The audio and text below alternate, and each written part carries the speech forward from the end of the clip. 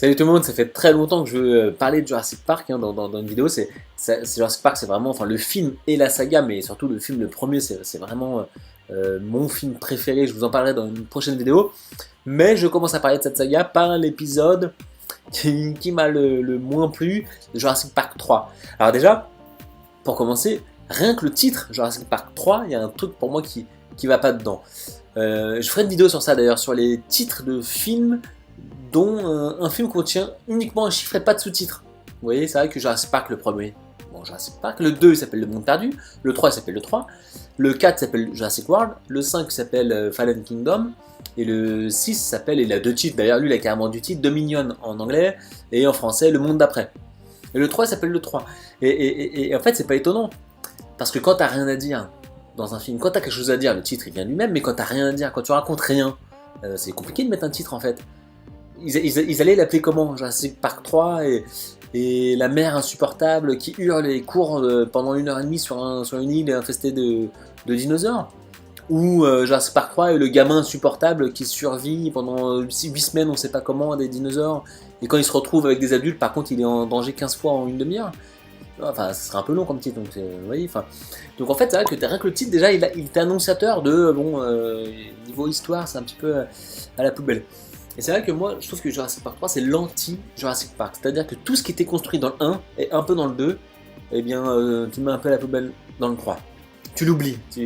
C'est-à-dire, par exemple, bah, déjà, les musiques de Jurassic Park, le 1, les musiques, elles sont intenses, quoi, elles t'emportent.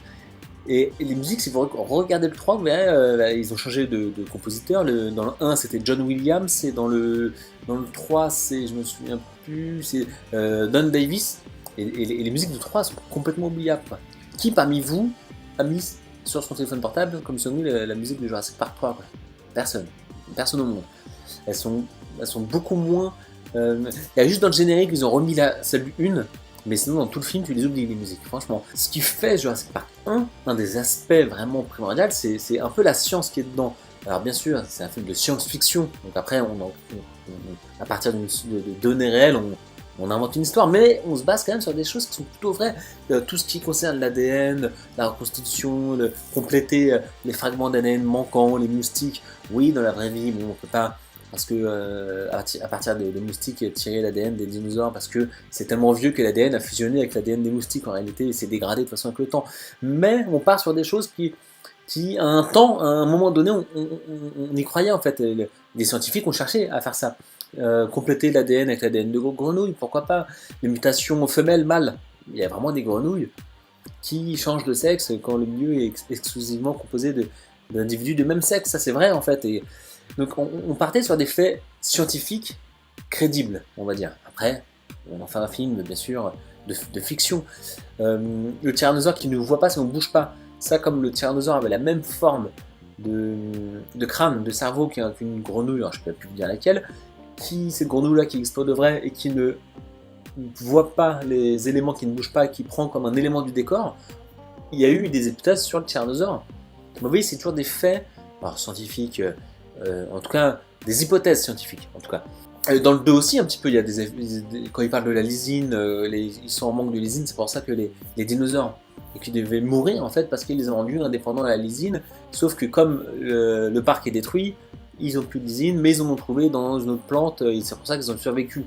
Bref, il y a quand même, ça se tient en fait, alors que dans le 3, les faits scientifiques avancés sont complètement inventés. C'est juste, tiens, le scénariste, il dit, tiens, ça pourrait être intéressant de mettre ça. Par exemple, quand les vélociraptors qui domineraient la Terre si l'humain, s'il n'y avait pas eu la météorite, aucun scientifique ne dit ça. C'est complètement...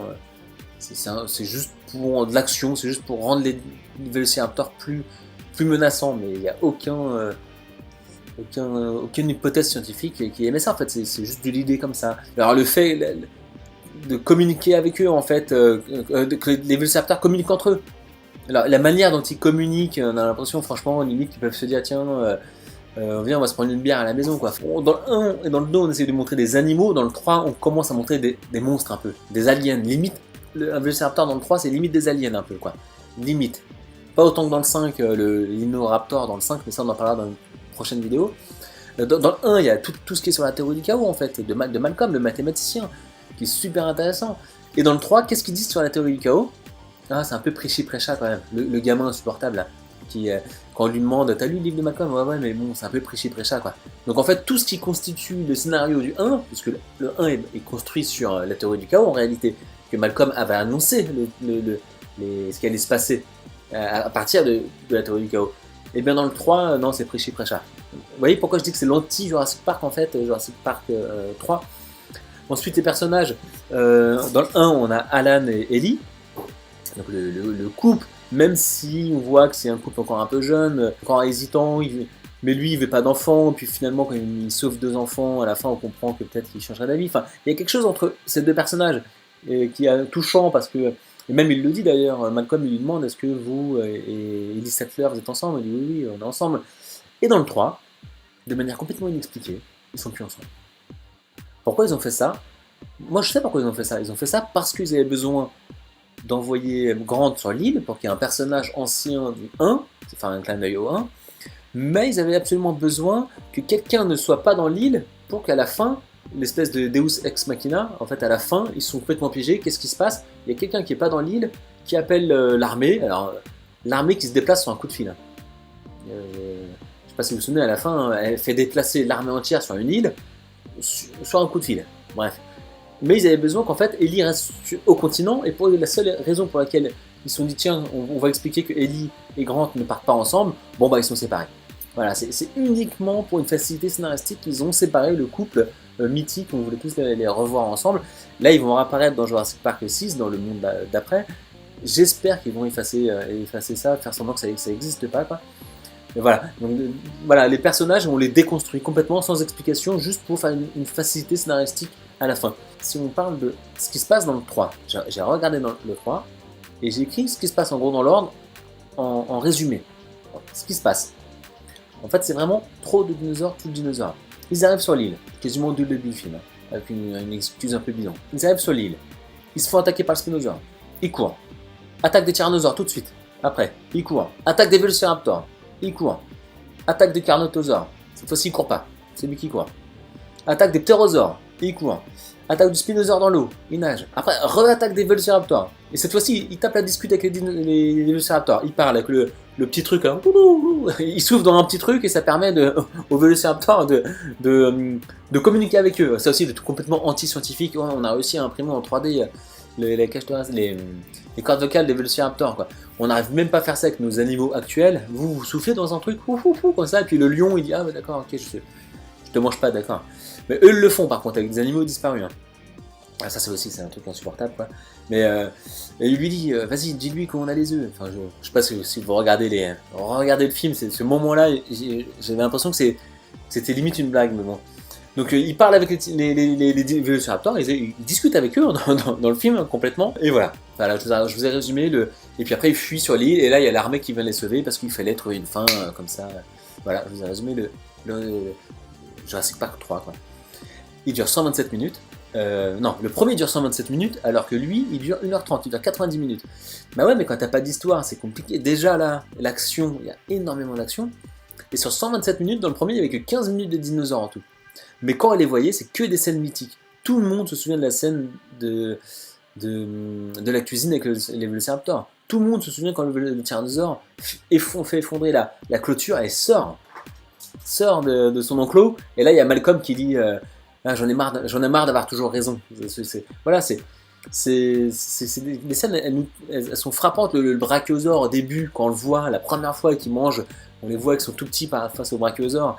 C'est que des scènes frappantes, alors que le 3, il y a tellement d'action. Oui, non, par contre, je ferai un petit résumé à la fin de ce que j'aime bien quand même dans le 3. Quand même. Mais sur 1h30, il y a quasiment 1h10 de dinosaures. Et du coup, trop de dinosaures tue de dinosaures. Je trouve que les scènes elles sont quand même beaucoup plus oubliables dans l'ensemble que Jurassic Park, le premier du nom.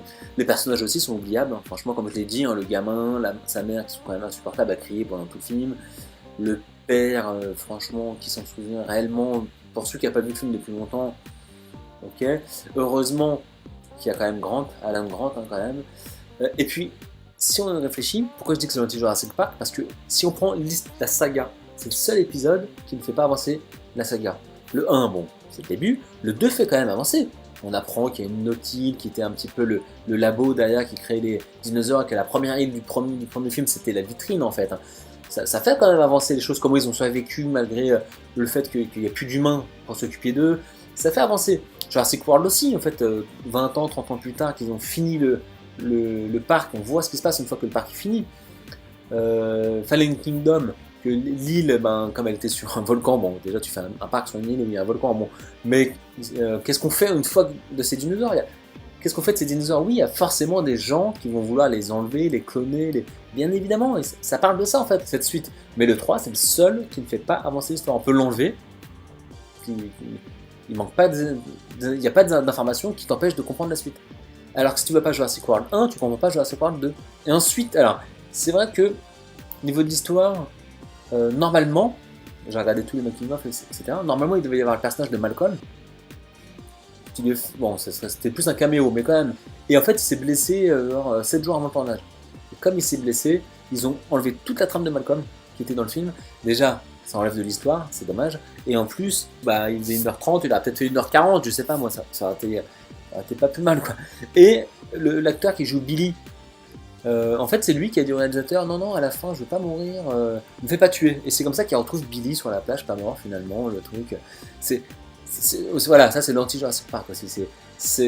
Dans tout Jurassic Park, il te montre que quand tu te fais attaquer par un dinosaure, généralement tu meurs. Lui, il est en parachute, il tombe, il se fait attaquer par des ptérosaures, des lézards volants avec des becs de à peu près 1 mètre qui te transpercent, hein, qui foncent dessus en se transperçant plusieurs fois. Il tombe dans l'eau. Donc déjà, s'il n'est pas mort par les ptérosaures, déjà j'y crois pas, mais il tombe dans l'eau, blessé, ou il est emporté par le courant. Tu te dis, bon, il va au moins mourir noyé, non. Et à la fin, il le retrouve sans le chercher. Parce que finalement, le courant l'a porté, et coup de chance, il est tombé là où il y avait l'armée. Et ça, c'est lui, en fait, qui a dit, à la fin, non, je vais pas mourir, tu peux me faire, au réalisateur, tu peux me faire ressusciter. Et voilà, ils les ont changé à la fin.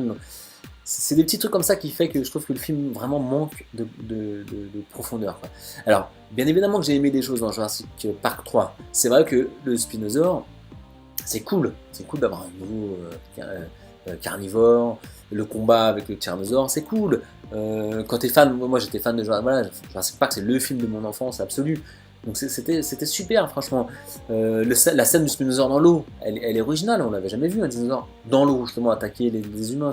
C'était sympa, franchement, il y a des choses comme ça qui sont sympas. Le nouveau look des Velociraptors, même si je trouve ça un peu tiré par les cheveux, c'était quand même sympa quand c'est sorti en 2001.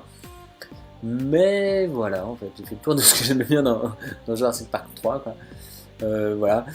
Voilà, donc pour toutes ces raisons, je trouve vraiment que c'est malheureusement pour moi l'anti-Jurassic Park. Dites-moi hein, dans les commentaires ce que vous pensez. Je dis pas que c'est un mauvais film en fait, si on va le voir au cinéma, t'es pas fan de la saga Jurassic Park, tu vas le voir au cinéma, tu vas passer un bon moment de spectacle de cinéma. Ça, je suis d'accord, on est bien d'accord. C'est comme Star Wars, moi je suis pas spécialement fan, quand je vais voir le 7, 8, 9, en tant que spectacle de cinéma, je me rends pas compte que les films sont complètement incohérents avec tout le reste, par exemple. Alors que les fans, moi, je comprends que si j'étais fan, ça me dérangerait. Il y a beaucoup de choses qui me dérangeraient. Donc, je resitue bien sûr les choses. Hein. Donc, c'est pas un mauvais spectacle de cinéma, mais c'est un très mauvais Jurassic Park. C'est un anti-Jurassic Park qui déconstruit tout ce qui a été construit. Ça, c'est sûr. Je vais finir ma vidéo comme j'ai oublié pour le faire dans les dernières vidéos. Une petite question ciné que j'ai tout un truc de questions de ciné, vous verrez. Alors, vous répondez dans les commentaires. Dans Gone Girl de David Fincher en 2014, de quoi Ben Affleck est-il soupçonné? Je me souviens, je l'avais vu au cinéma. Voilà, donc n'hésitez pas à vous abonner, à activer la cloche. Si vous ne recevez pas les notifications de mes vidéos, il paraît que ça arrive, il faut décocher la cloche et recocher la cloche pour réactiver le truc. N'hésitez pas à répondre à tous les sondages que je mets pas mal de sondages sur le cinéma. Allez vous retourner au cinéma dans pas longtemps, en décembre. Quel est votre film préféré DC Universe? Quel est votre film de la saga Jurassic Park préféré? Quel est votre film Terminator préféré? Bref, n'hésitez pas à répondre à tous les sondages dans les commentaires. Je ferai un petit résumé un jour dans une vidéo. Et puis voilà, je vous souhaite une bonne journée, une bonne soirée, un bon appétit. Allez, à bientôt!